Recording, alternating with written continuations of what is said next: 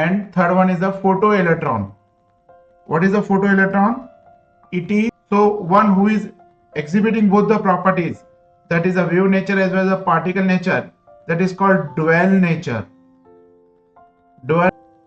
This is the maximum kinetic energy of electron. This is equivalent to maximum kinetic energy of the electron. They are coming out of the metal surface. Already know that E equals to h nu, and we also know that E equals to P into C.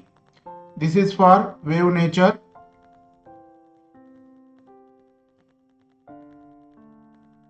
And this equation is valid for the particle nature.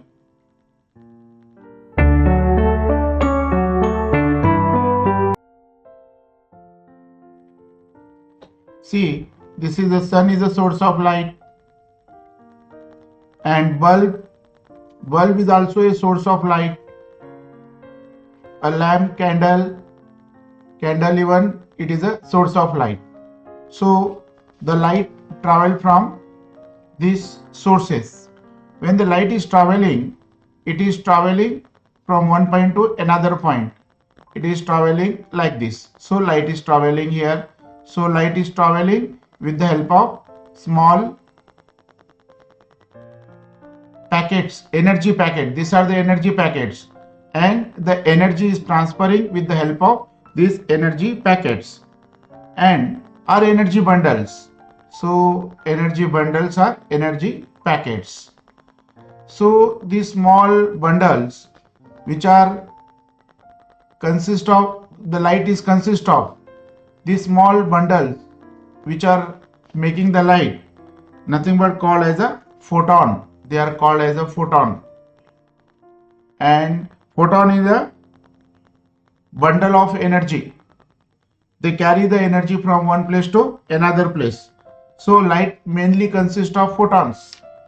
Light is made up of photons, and these photons have energy. These photons have energy. The energy of the photon is given by E equals to h nu. What is h? H is a Planck's constant.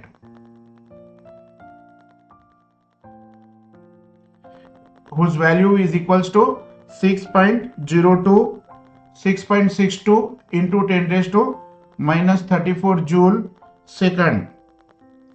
So, and the but frequency of light. So the photons travel from one point to another point, and they contain energy. The energy of the photon is given by h nu.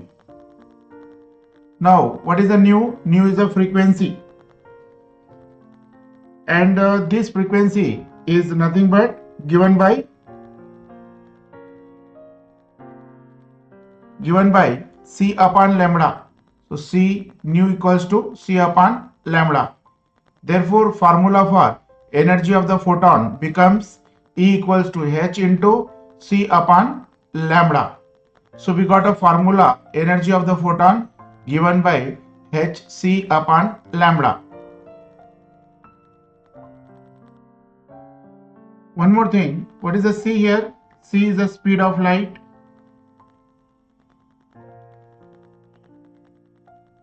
And lambda equals to wavelength.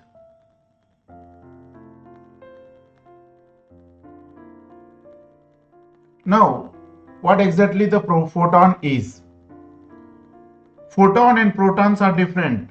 I am talking about photon. So what are the properties of photon? So in short and sweet, these are the few properties. The first property, photon have no resting mass. Second one, it travels with the speed of light. It has no charge. Now photons can be created. When the radiations are emitted, so that time the photons are created. So photons can be created on emission of radiations, and photons can be destroyed when the radiations are absorbed. That means when radiations are absorbed, photons are destroyed, and when the radiations are emitted, then the photons are created. And photons have wave-like character. That means on one hand we consider photon as a particle, and on the other hand we consider photon as a wave character. Whenever we talk about light or electromagnetic radiations, we talk about polarization, interference and diffraction. So the principle of polarization is true in case of light. The principle of interference is also true in case of light. Diffraction is also true in case of light. So light follows polarization, interference and diffraction. So we can say the wave nature of the light can be proved with the help of polarization, interference and diffraction. Now other side of the coin is that the light even follows the, from the light you can have the photoelectric effect. What is photoelectric effect? I am going to talk just now after this. So light follows the photoelectric effect, and light even can follow the Compton effect. So these two effects we can easily observe in case of light. So whoever following photoelectric effect or the Compton effect, so those nothing but will have the particle nature. So light is on the one side following the principle of polarization, interference and diffraction, and other side the light is following the principle of photoelectric effect and Compton effect. So we can say the light is having both the characters. What are the characters? One is the wave character, another is the particle character. So light has both the characters. Electromagnetic radiation have both the character. One is the wave character, another is the particle character. Like these are the particle character. So they have the wave nature as well as the particle nature. So wave nature plus particle nature, both the properties they exhibit. So one who is exhibiting both the properties, that is a wave nature as well as a particle nature, that is called dual nature of radiation. Because we are talking about the radiation, so it becomes dual nature of radiation.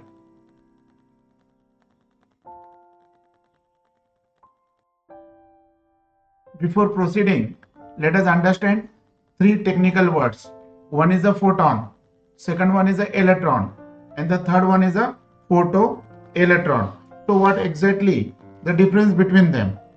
The photon, what is a photon? Photon nothing but it is a particle of electromagnetic radiation. It is a particle of electromagnetic radiation. So that is a particle of light, you can say. So it is a particle of electromagnetic radiation that makes it.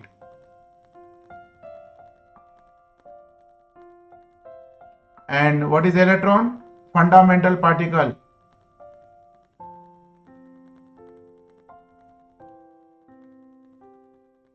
Particle of an atom.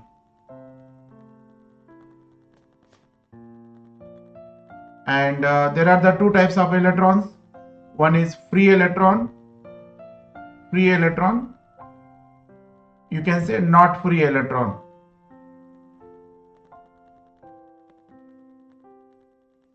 We can say bound electrons.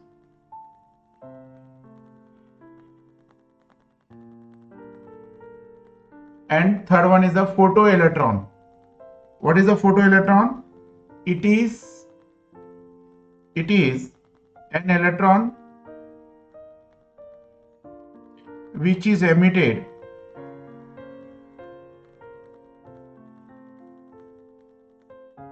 from a material when the material absorbs light You can also say absorb the electromagnetic radiation. So before proceeding, we must be clear with photon, electron and photoelectron. To understand the photoelectron, let us see a simple experiment.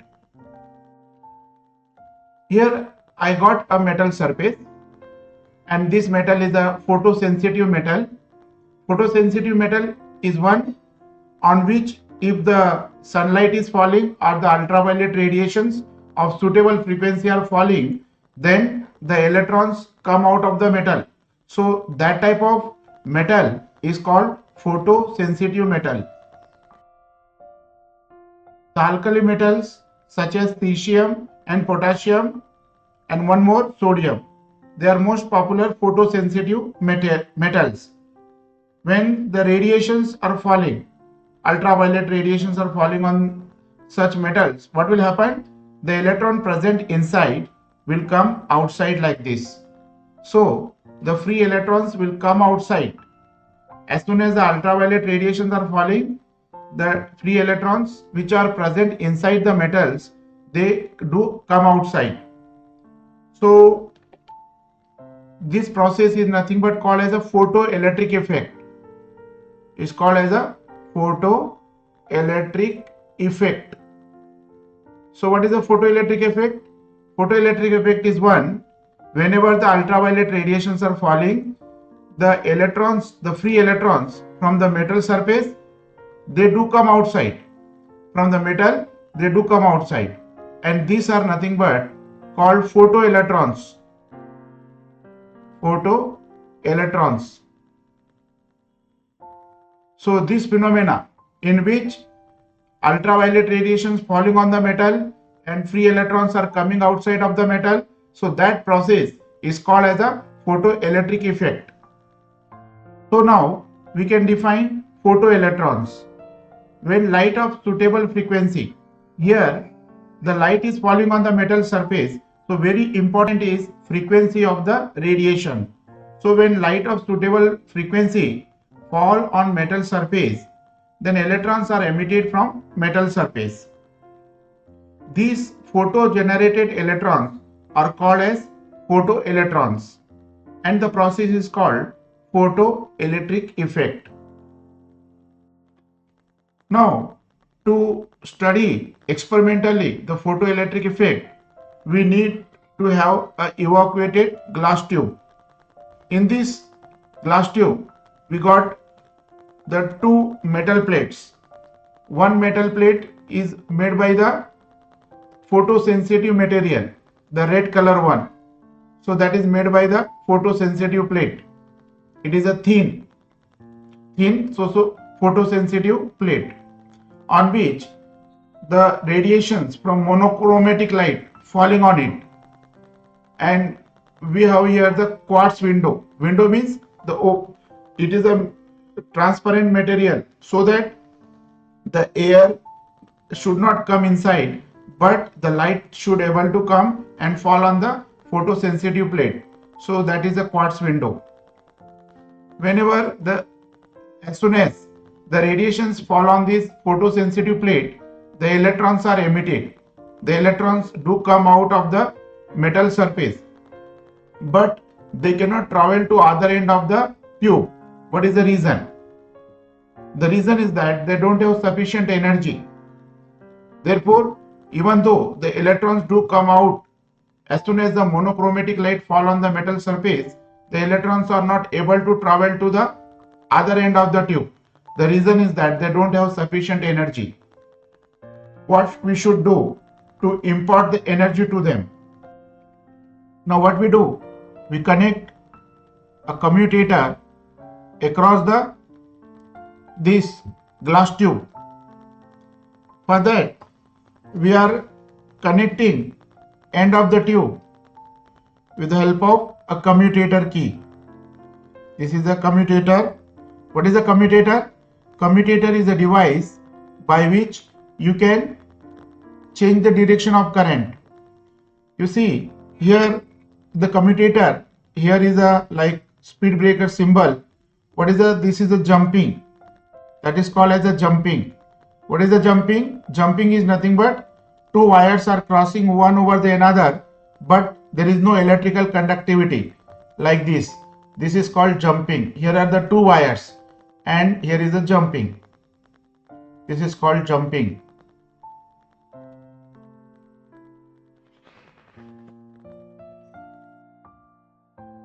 So here, now these are connected to the a potential difference.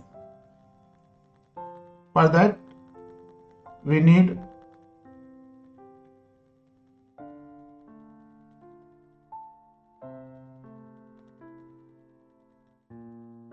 a voltmeter is connected so that we can measure the value of voltage, and it is connected through a rheostat.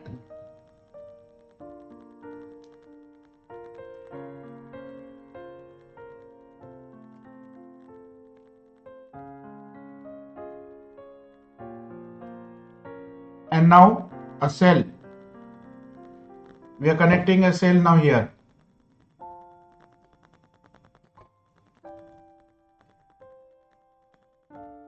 So we connected a cell.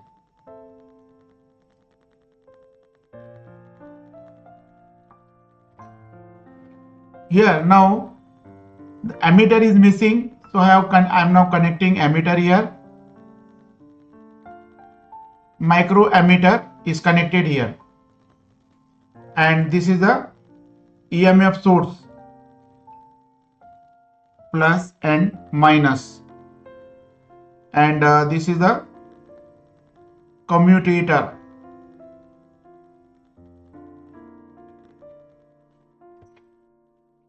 So here one is a plate C and plate A. Let us call plate C as a emitter and plate A as a collector. Now what is the use of commutator? Commutator, by using the commutator, we can change the polarity of plate A and the plate C. So polarity of plate A and the plate C can be reversed by use of commutator. Here I have removed the applied potential difference. I have removed the EMF source. So we find that the photoelectrons are emitted at the plate C, but they are not able to travel to the collector plate A. Now as soon as the suitable potential difference is applied between the emitter plate and collector plate, these photoelectrons ejected from the emitter plate travel up to the collector plate. So what is the purpose of the EMF source?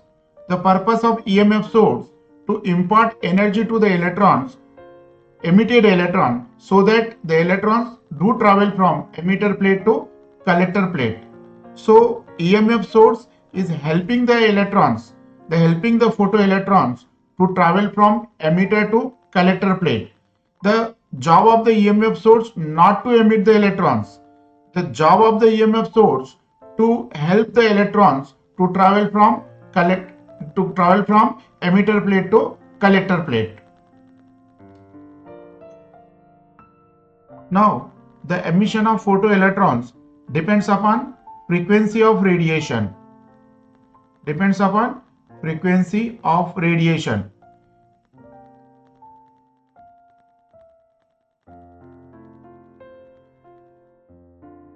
As I already said you that photoelectric effect depends upon the frequency of incident radiation. One more thing, the photoelectric effect also depends upon intensity of incident radiation. What exactly you understand by the word intensity of incident radiation? For that, I got here the two figures, figure 1 and figure 2. In figure 1, the incident radiation having more number of photons. More number of photons, that is the number of photons per unit area per unit time. Number of photons per unit area and per unit time. More in figure 1 compared to figure 2. In figure 2 we got only 6 photons They are associated with incident radiation. So we say in figure 1, in incident radiation, in figure 1, the intensity of incident radiation is more compared to the figure 2. So here is intensity in figure 1 is more than intensity compared to figure 2, intensity of incident radiation. So the intensity of incident radiation depends upon the number of photons per unit area per unit time incidenting on given photosensitive material.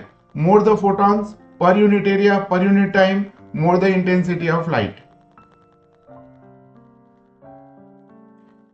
Therefore, the photoelectric effect depends upon intensity of incident radiation. As the intensity increases, the photoelectric effect also increases. Therefore, we got here the photoelectric current increases as the intensity increases. It is directly proportional. Therefore, the graph is a straight line. That is, emission of photoelectrons depends upon the frequency of incident radiation. For example, I am giving here some numbers. Suppose I use 10 Hertz radiation. So no emission, no photoelectric effect. If I use 12 Hertz radiation, no photoelectric effect. If I use 20 Hertz, no photoelectric effect. If I use 21 Hertz, suppose these numbers I am taking to just make you explain. Okay, if I use 21 Hertz, suppose I take 21 Hertz, and if photoelectric effect starts, that means here in this example 21 Hertz is the minimum frequency required. If you apply frequency less than 21 Hertz, then there is no photoelectric effect. So the 21 Hertz is the minimum frequency required for photoelectric effect to occur. Photoelectrons can emit if I apply 21 Hertz of the frequency. This number is just an example. Okay, here in this example 21 Hertz is the minimum frequency. This minimum frequency is called threshold frequency. So now we can define threshold frequency as the limiting frequency of radiation below which no photoelectrons are emitted from metal surface is called as a threshold frequency. Here let us see the threshold frequency for different metals. I got here some values. These are the approximate values, and for the cesium the threshold frequency is 5.2 into 10 raised to 14 Hertz, and for sodium 5.5 into 10 raised to 14 Hertz, for potassium 5.6 into 10 raised to 14 Hertz, for the zinc 1.03 into 10 raised to 15 Hertz, and for iron 1.05 into 10 raised to 15 Hertz, and for the copper 1.1 into 10 raised to 15 Hertz. What do you observe here? We observe that the threshold frequency is not fixed value.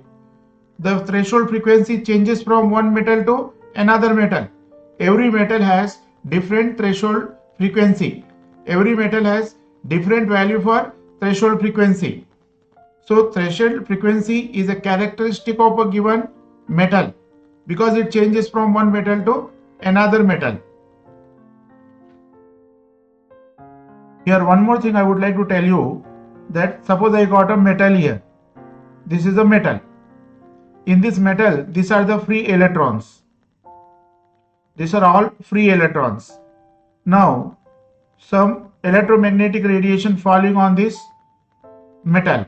You can say ultraviolet light is falling on the metal. So how much energy falling on this one? The energy falling on the metal, the energy incidenting on the metal is h nu. So this h nu energy is absorbed by the metal, but there are the electrons inside the metal, free electrons. Then they absorb certain amount of energy, certain minimum amount of energy, and after absorbing the energy, they acquire some energy. Then these electrons come out of the metal surface. So how much total energy falling? The total energy falling on the metal is h nu. And how much energy absorbed by the electrons? That is the phi naught. So this is the final energy. With this energy, electrons are coming out of the metal surface. This is the maximum kinetic energy of electron. This is equivalent to maximum kinetic energy of the electron. They are coming out of the metal surface.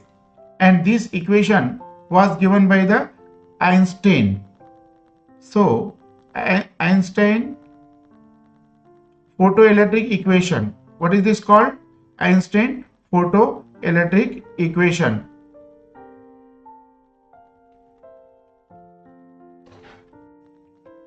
Now what is phi naught? Phi naught is a work function. Phi naught is a work function. And it is the energy absorbed by the electron. It is little more than the minimum energy. It is little more than the minimum energy which is needed for the electron to escape from metal surface. So phi naught is called as the work function. How much energy of this photoelectron? These are the photoelectrons.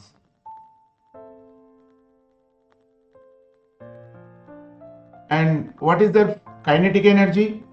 Maximum kinetic energy, that is nothing but h nu minus phi naught, where the phi naught is the work function. And this idea was given by the Einstein. Therefore, it is called as the Einstein's photoelectric equation. Here, I would like to tell you one more technical word, that is the stopping potential. I will not go in detail, just I will tell you in short what exactly the stopping potential is. Now, step number 1, change the commutator key direction. As soon as you change the commutator key reversed or change the direction, what happening? Everything get reversed.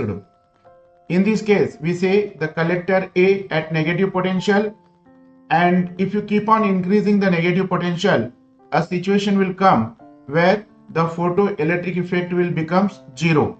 So that situation is called as a stopping potential. Now we can define the stopping potential as the minimum negative potential applied to the plate A, for which photoelectric current stops or becomes 0, is called as a cutoff potential or called as a stopping potential. And stopping potential is denoted by V naught. So kinetic energy, just now I have spoken that the kinetic energy of emitted photoelectron, kinetic energy max, that is given by h nu minus phi naught. One more thing, kinetic energy also given by E into V naught, where the V naught is the stopping potential. What is stopping potential? I just told you now. So we got the two equation, equation 1 and equation 2. This is a maximum kinetic energy is nothing but given by kinetic energy maximum given by E into V naught. Equation 1 and 2 comparing. So we get one more equation, that is EV naught equals to h nu minus phi naught, provided nu is greater than nu naught.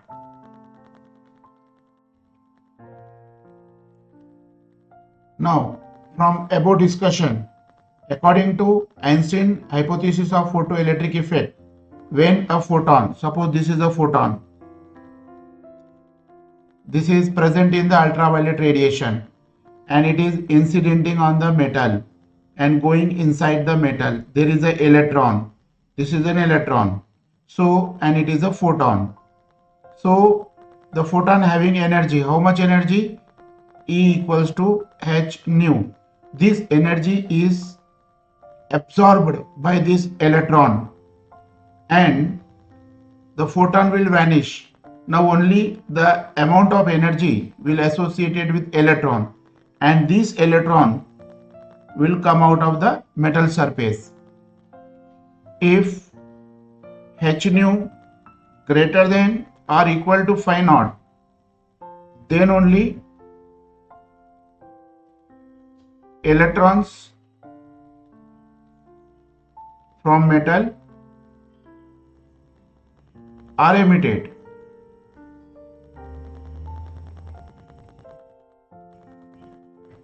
And exchange of energy between photon and electron is instantaneous. And if we increase the intensity of radiation, then number of photon incident also increases, and thereby photoelectric current also increases. You see, Einstein theory was given in 1905. Einstein theory supports the existence of photon, and it was practically proved by Millikan experiment in 1909. In 1924, Compton experiment on scattering of X-rays due to electrons of matter. From the Compton effect, we got the two informations. One is photons are electrically neutral, and the second one, photons have particle nature.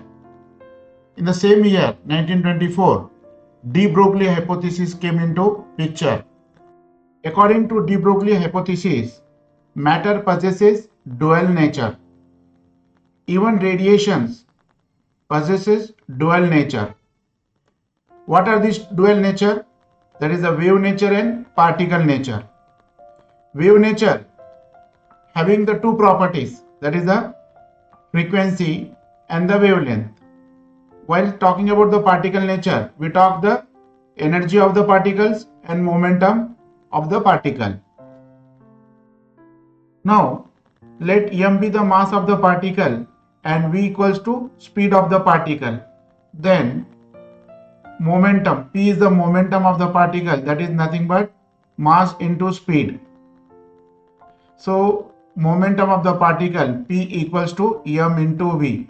Call it equation number 1. According to de Broglie, wavelength lambda and momentum p of particle are related by the relation lambda equals to h upon p equals to h, but p equals to what? M into v.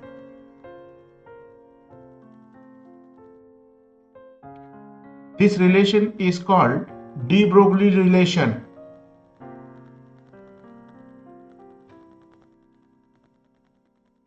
And lambda is called de Broglie wavelength.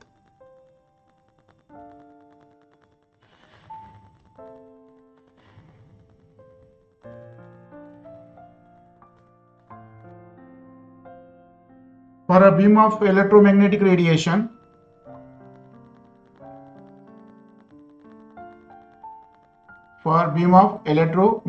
radiation, we already know that E equals to h nu, and we also know that E equals to P into C. This is for wave nature.